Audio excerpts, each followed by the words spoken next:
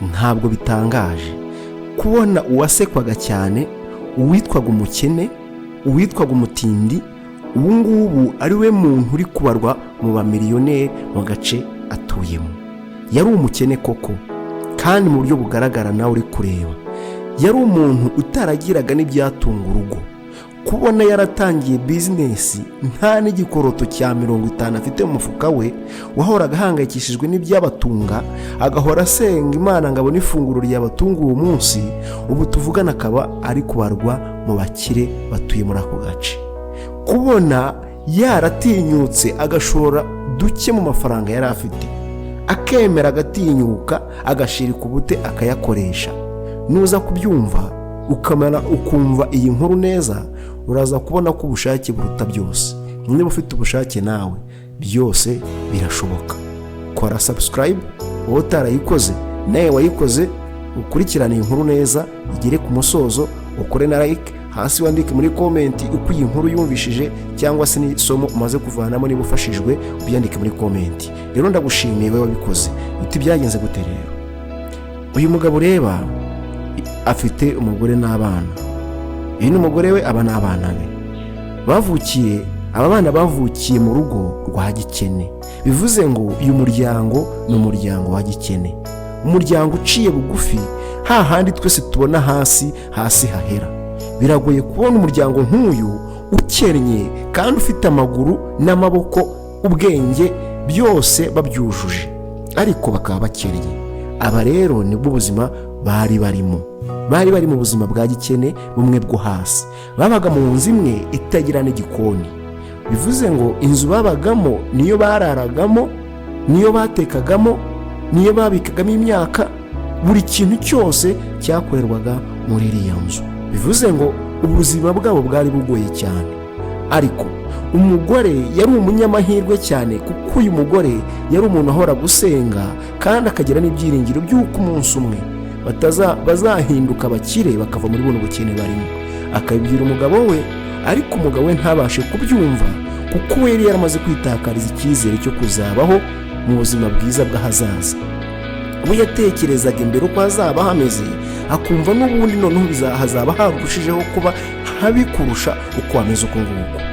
Umugore we yari afite ibyiringiro by'uko kera cyangwa se mu gihe kiri imbere bazagira ubuzima bwiza, ariko agahinda bose bakakagira ku buzima barimo bw'uwo munsi.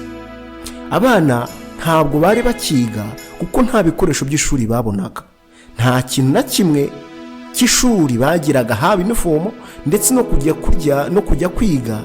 Rimwe na rimwe bagendaga batariye, bigatuma biga nabi, bituma rero ishuri baza kurivamo. Nta sambu bagiraga ngo tuvuge ngo batungwaga no kujya guhinga mu mirima yabo, nayo nta sambu bagiraga. Usibye aka karuri babagamo niko biberagamo, noneho ubuzima bwabo bukisunika. Batungwaga mbega n'isengesho rivuga ngo Mana mfasha mbona ifunguro ry'uyu munsi. Ngira ngo iryo sengesho twese turarisenga, uduhe ifunguro ry'uyu munsi. Iryo sengesho uko barigendanaga niko umugore we yagiraga ibyiringiro. Umunsi umwe ubwo bari barimo bihebye bicaye aho, bari bafite umuvandimwe wabo wagiye gupagasa nawe hirya, nawe uri mu buzima bwa gikene. Aje kubasura asanga ubuzima barimo noneho burakabije kuruta ubwo we yari arimo. Bivuze ngo umugabo uva indimwe n'uyu mugabo, we yari yaragenewe gupagasa hirya, ariko badaherukana.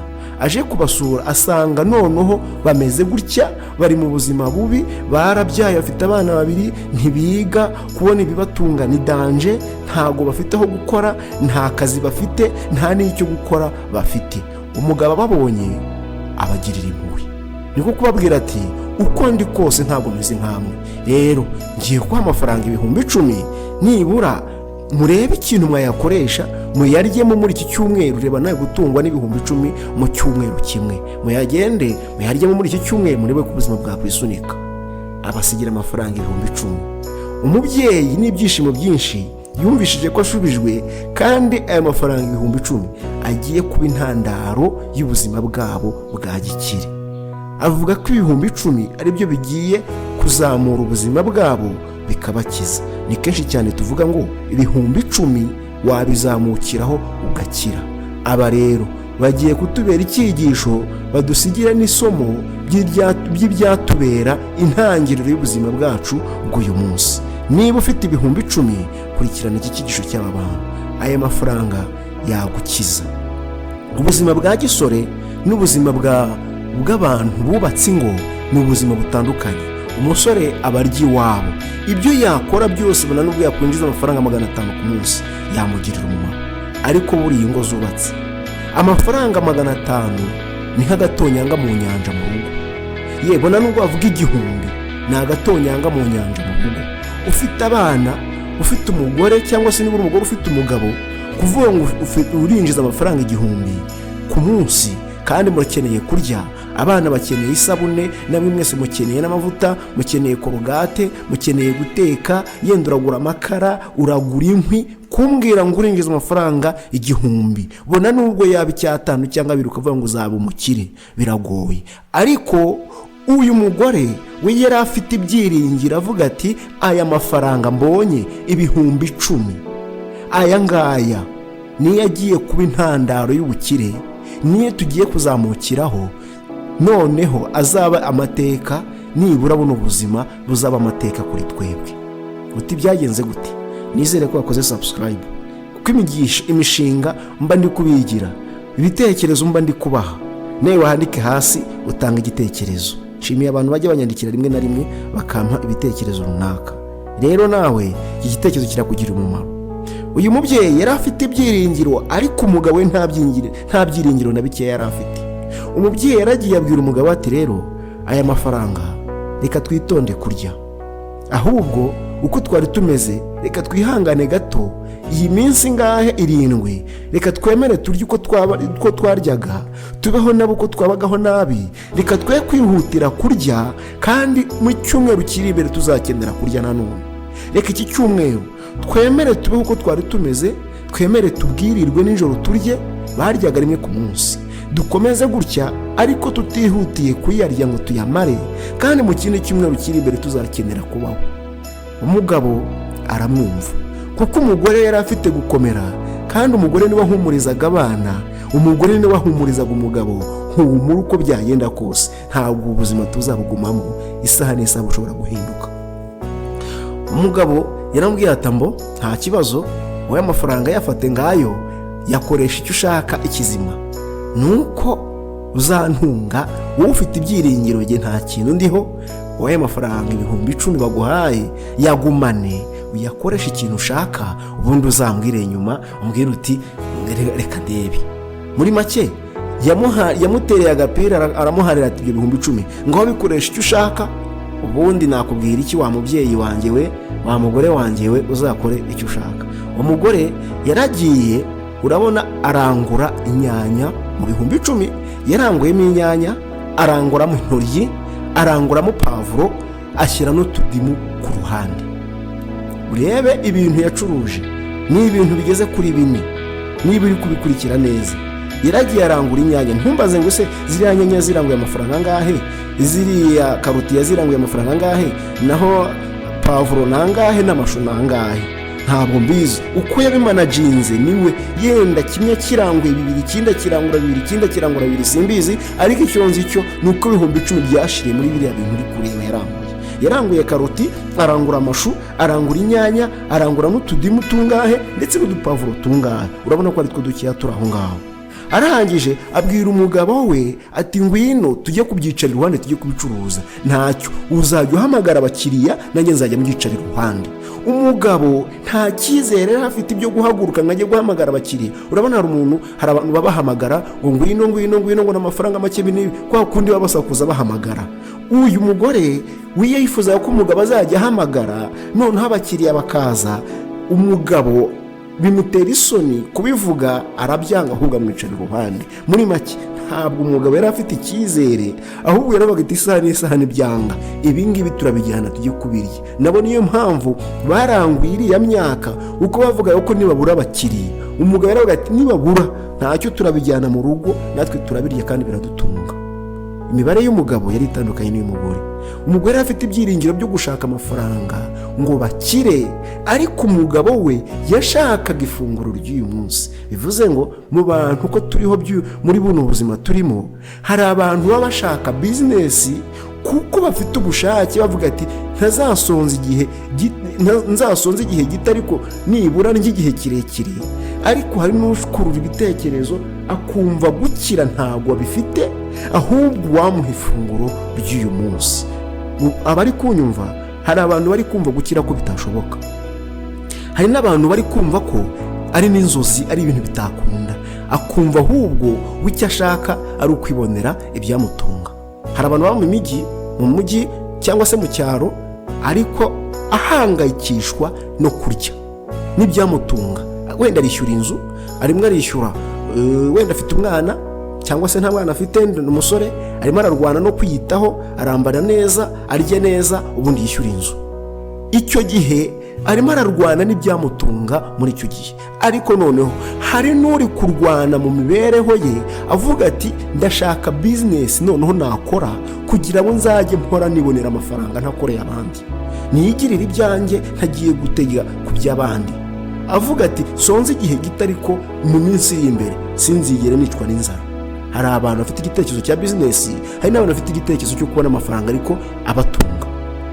Hari noneho n'abantu bicaye nta kintu na kimwe yavuga ati ari amafaranga nayo nteze kubona, n'ifunguro ntaryo nteze kubona, ni Mana mfasha mbone ko hari ikintu nabona. Rero uyu mugabo nawe niko yari ameze, we yari yitegerereje ngo Mana mfasha mbone ibyantunga, nta bya bizinesi we yari afite mu mutwe we. Uyu mugore yari afite icyizere cyo gukora, yaragiye yicara kuri karoti, yicara ku nyanya, yicara ku mashu no ku tudimu na pavuro, ubundi abyicaraho. Umugabo we nawe araza amwicara iruhande. Ku bw'amahirwe, ku bantu batuye muri karitsiye bari babazi ko ari abakene, bari bazi ko bari mu buzima bubi, bari bazi ko bari mu buzima bugoye, muri make basekwaga. Ubu twebwe mu Rwanda twavuga ko bari mu cyiciro kimwe cyo hasi kitishoboye, kitabona n'urupfumuye kugira ngo bayabone. Ni kuri Mana mfasha mbone ifunguro ry'uyu munsi. Uyu mumama ku bw'amahirwe yabonye abakiriya, abaturage bababonaga muri make, emosiyo zaraje, barebye uko bari gukora, barebye ubushake, barebye ukuntu babyicayeho, barebye ukuntu babazi nta kintu bageraga. Buri muntu akazajya aza kubagurira. Bagiye mu isoko, ugeze mu isoko wese yajyaga kugurira wa muryango kugira ngo nibura ubuzima barimo buhinduke. Hari igihe utinya gukora ikintu, nyamara ugikoze hari abantu bakuyoboka kuko hari inzira watangiye. Iyo utangiye inzira ntoya nubwo yabiciriritse, hari abantu babishima kandi bakakugana. Babandi bagira isoni zo gushora makeya, iyo yashoye ntabwo baguseka, ahubwo bakugirira impuhwe na emosiyo, bakumva ko bakugana nibura ko icyifuzo ufite n'igitekerezo ufite bakagushyigikira. Wari uzi ko ushobora kugaragaza ko ufite ibihumbi 2 ko ari cyo gishoro ufite, ukagitangiza muri make ufite. Abenshi bakaza bavuga ati reka nkongerere nibura azamuka kugira igishoro cya menshi. Wari uzi ko byakunda? Rero hari abantu batinya gushora make bafite kugira ngo batabaseka. Hari n'abantu, ariko cyane cyane abasore, batinya gushora iyo bafite kugira ngo badaseba ku bakunzi babo cyangwa se ku rungano rwabo cyangwa se mu miryango cyangwa se mu nshuti, ahubwo akemera kwihagararaho kuko abazi ko ari buryo iwabo. Ariko umuntu ufite urugo ntabwo ari uko babitekereza. Abavuga ati Mana ngiye kugerageza nkore, kuko ntabwo aba akitaye kuba museka, ahubwo abagambiriye mu gukira kugira ngo azabone amafaranga mu gihe kiri imbere. Uyu mumama yaracuruje, abantu benshi baraza barabagurira, barishima. Muri make icyifuzo cye cyose abona ko Imana iri kugenda imusubiza. Abonye amafaranga, umugabo n'ibyishimo byinshi, yahise abona ko umugore afite ibitekerezo bizima, yifuza kugira ibitekerezo nk'iby'umugore we, yubaha umugore we cyane, noneho birenze, abona ko ubuzima barimo bugiye guhinduka. Yaracuruje umunsi wa mbere, aracuruza umunsi wa kabiri, umunsi wa gatatu batangiye kujya barya mu nyungu, mu byo bari kunguka, kuko byari bimaze kuba byinshi, ntabwo bari bakicwa n'inzara. Muri make bari barabuze akazi, ariko noneho barakabonye kubera ibihumbi 10. Bari barabuze ibyo bakora, ariko noneho barabibonye kubera ibihumbi 10. Igitangaje ni uko n'abana nubwo bari bamaze gukura basubiye mu ishuri barijyamo, kandi biturutse ku mafaranga ibihumbi 10. Urumva igitangaza? Amafaranga ibihumbi 10 nawe uri kuntega amatwi ahantu uri yakubera intandaro y'ubukire. Hari abantu batinya kugaragaza ayo mafaranga cyangwa se batinya gukora. Ayo ufite yariyo yose yakubera igishoro. Uyu muryango ntabe n'igikoroto cya 5 wagiraga, nta n'urupfumuye rwigeze rugira, ariko babahaye yo kurya banga kuyarya, ahubwo baravuga reka tuyatangize, kandi bafite icyizere cy'uko azabyarira umusaruro. Igitangaje ni uko ya mafaranga bacuruje bahindutse ibyo kurya baryaga neza, kandi noneho baranakora bose.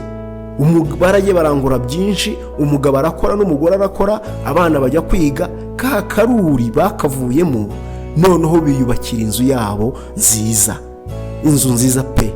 Baragenda yibamo, baranezerwa, bumva ko babaye muri paradizo. Igisubizo nta kindi ni ukwizera ko amafaranga ibihumbi 10 yakugirira umumaro. Uwari umukene arakira, ibyo watekerezaga byose biba impfabusa, ahubwo igisubizo gituruka ku mafaranga ibihumbi 10. Kora subscribe, ukore like, ukore share, hasi wandike muri comment niba kino cyigisho hari ikintu kigufashije. Erega kora ducyo ufite dushore, witinya kutugaragaza, niko tuzakubyarira umusaruro muri byose. Bivuze ngo uyu muryango wari uri mu bukene bukabije, wari uri mu mbega abantu bose bari bazwi ko ari abakene, baba mu kazu kamwe gafite ibyumba 2 na saro ya 3, niyo babikabwamo utuntu, abana baryamaha, bagatekaha, bakaryamaha. Umushyitsi ntumbaze ngo yabasuraga yaryamaga hehe. Uriya uko tuba tumeze mu buzima, n'ubuzima buba butandukanye. Hari abari mu buzima bwiza, hari n'abari mu buzima bubi. Uyu muryango igitangaje waryaga rimwe ku munsi, hari n'igihe n'umunsi umwe washiraga nta kintu wariye. Muri make bahoranaga agahinda, bwaracyaga bakavuga noneho turabigenza gute, ntabwo wari buze kubona ahantu bajya gukorera amafaranga. Mbega muri make kwiheba, bari baramaze kwiheba.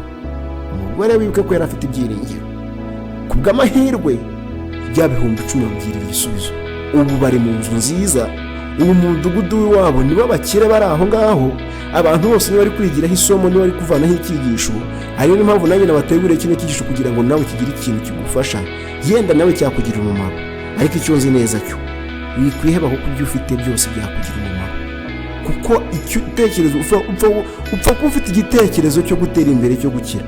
Ntugire igitekerezo cyo kurya, cyane ko ibyo kurya byanagushuka, ugatuma na twa tundi wari ufite dukeya natwo turya, uvuga utejo nzabona utundi natwo ukaturya. Hari abantu barimo babayeho gutyo, ibonera amafaranga akumva ko yarayo kwirira, nagira Imana uyu munsi akabona ibihumbi 10, arumva ko ari yo kwirira. Nagira Imana ejo akabona 50, arumva ko yashubijwe ari yo kwirira. Ejo ndabona ibihumbi 100, yumve ko yashubijwe nayo kwirira.